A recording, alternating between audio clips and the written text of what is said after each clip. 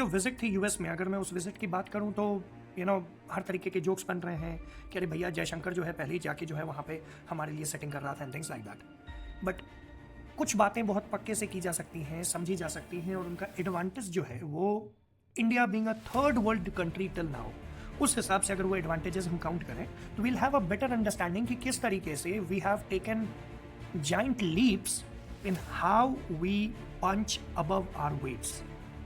चाहे मैं बात डिफेंस प्रोक्योरमेंट की करूं, लॉन्ग टर्म ऑयल इंपोर्ट्स की करूं फ्रॉम यूएस, पाकिस्तान के केस में पाकिस्तान को नॉन इम्पोर्टेंस वाले पोजीशन पे लेके आने की बात करूं, बांग्लादेश के केस में non intervention from the US की बात करूं, तो it brings in a different I would say equation all together south east Asia में इंडिया की लीडरशिप को लेकर। आप लेफ्टिस्ट हो सकते हो, आप राइट विंग हो सकते हो, लेकिन इस बात को आप इग्नोर नहीं कर सकते हो कि the way we used to talk to the world power, that's USA, has changed now. वो बराबर वाली स्थिति में जो है हम बात करने के ओहदे पर पहुंच चुके हैं, और शायद ये पहले भी था, लेकिन पहले हमारे दिमाग में डर भी उतना ही था।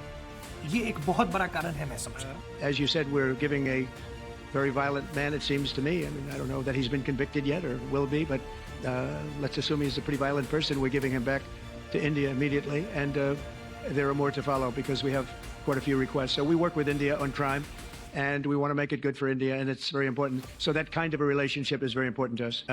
As you said, we're giving a very violent man, it seems to me. I mean, I don't know that he's been convicted yet or will be, but let's assume he's a pretty violent person. We're giving him back. This is an issue on which the U.S. authorities have taken very clear decisions.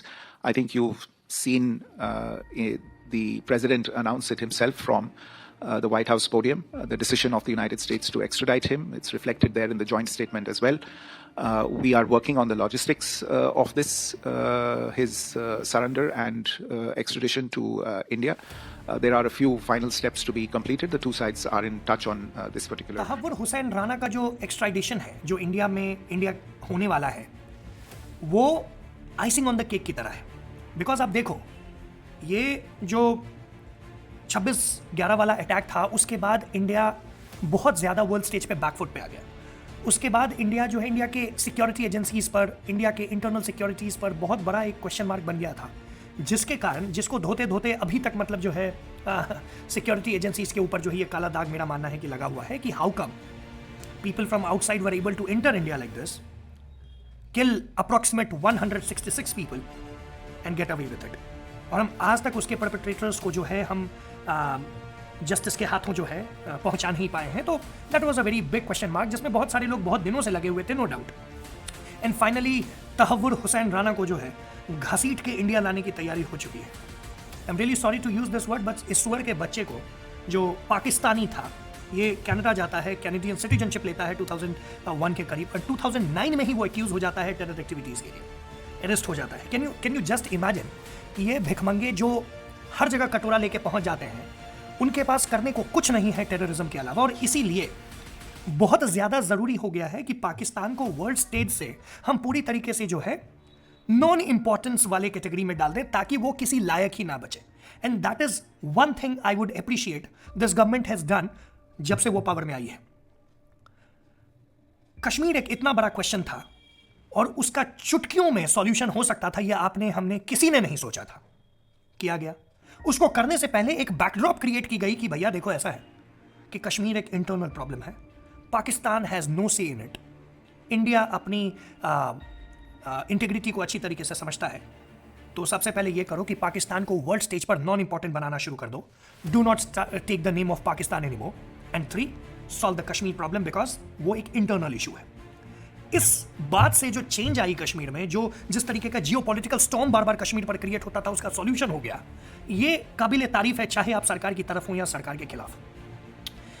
In the same light, जो perpetrators of terrorism थे, जो India में terrorism फैला रहे थे, India को परेशान कर रहे थे किसी भी तरीके से, अचानक से वो अननोन गनमैन वाला जो कॉन्सेप्ट है वो हमारे सामने आता है, and then we see a lot of them को पाकिस्तान के उनके सेफ हेवंस में रहते हुए 72 गुरों के पास पहुंचा दिया गया। जो खालिस्तानी टेरर नेटवर्क था उसको बहुत हद तक जो है डिसमेंटल कर दिया गया। तो ये बात, इस बात में किसी भी तरीके का कोई डाउट नहीं है कि the current government may be सामने से या indirectly is doing things in a manner कि उसका समाधान हो, प्रॉब्लम का समाधान हो और उसका इंपैक्ट अभी दिखे।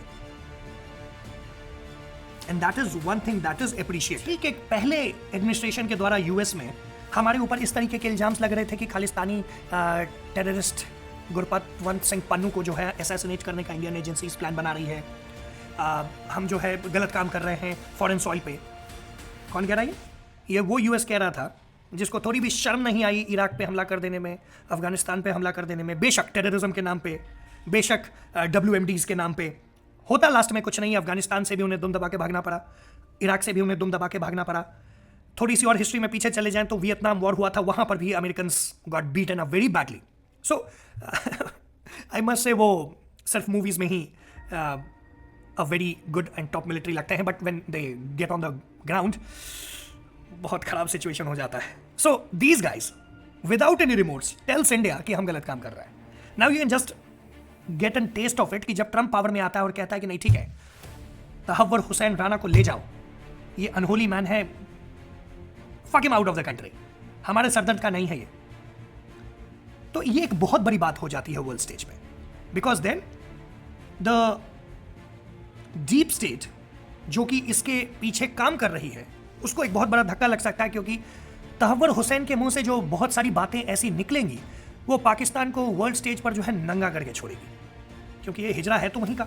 तो ये चीज़ जो है हमें समझना पड़ेगा कि this is one of a best steps that I will say जो वर्ल्ड स्टेज पे पाकिस्तान को फकअप करने के लिए काफ़ी है।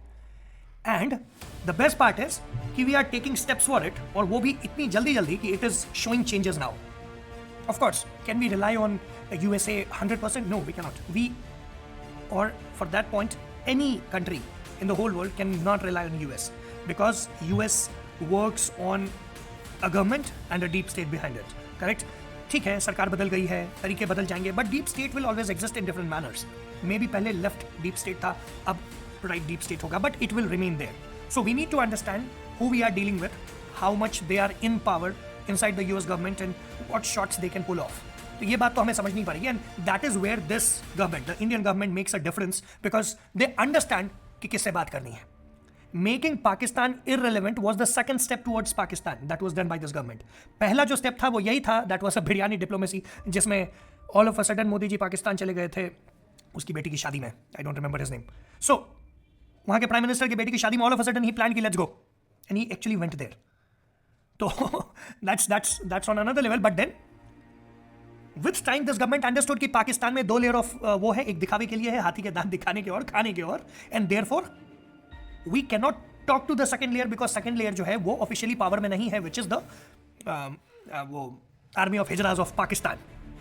सो एक ही रास्ता उसके बाद बचा to make it irrelevant. Same goes with US, काम से काम रखो, understand who we are talking to, what shots they can pull off, and then accordingly deal with them, and that is the reason this government has been much more successful in dealing with foreign countries in a manner जिससे भारत का नुकसान ना हो और फायदा हो। So let's see how this goes head with, and जो defence procurements की बातें हुई हैं उसमें कितना क्या यूएस से हमारे पास आता है, बिकॉज यूएस की एक पुरानी आदत रही है, बहुत कुछ वादा करता है और डिलीवरी के टाइम पे पीछे हट जाता है।